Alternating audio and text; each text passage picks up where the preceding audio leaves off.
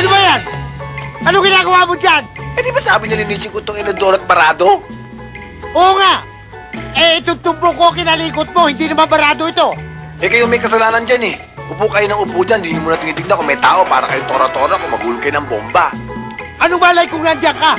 At saka paano ka nagpunta riyan? Para kang bulate. Katakataka ba yun, Tay? Eh, malabanan ng apelido natin. Anong malay kung nandiyan ka? Umahon ka na nga. Sige, abutin nyo na to. Oh, ano eh? Easy ba? Oh, biscuit pare.